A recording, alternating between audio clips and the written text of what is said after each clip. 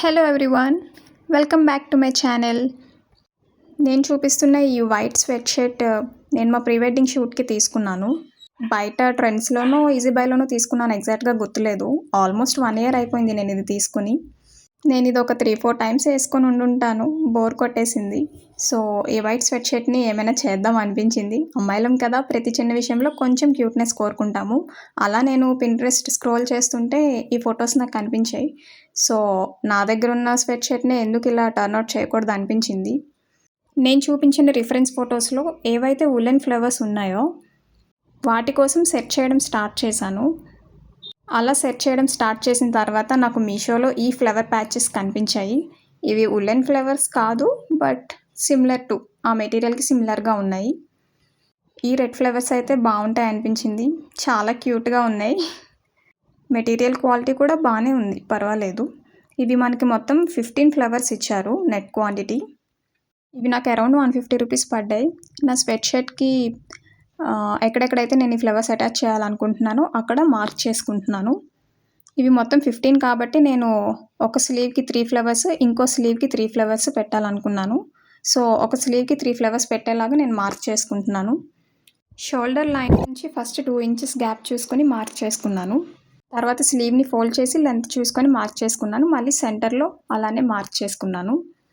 ఇలా sweat shirt మొత్తం నాకు ఎక్కడెక్కడైతే ఫ్లవర్స్ కావాలో ఈ 15 ఫ్లవర్స్ సరిపోయేలాగా నేను మార్క్ చేసుకున్నాను.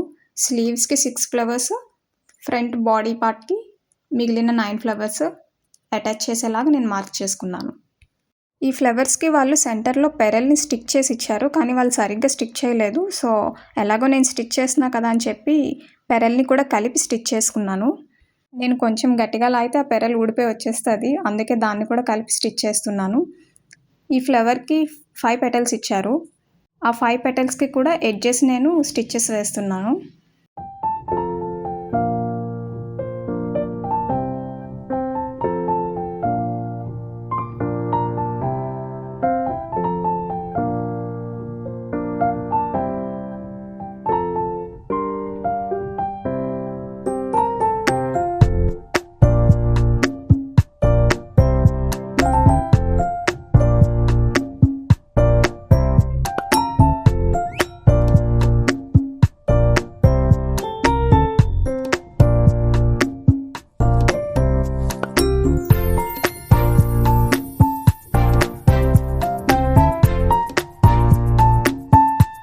చూసారు కదా ఎంత క్యూట్గా ఉందో.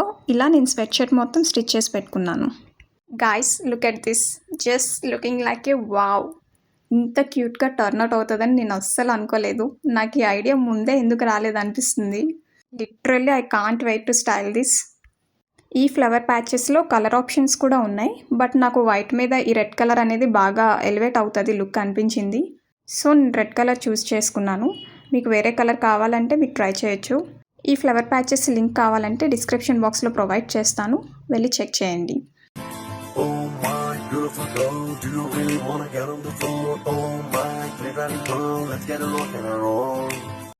నాకైతే ఈ లుక్ చాలా చాలా నచ్చేసింది.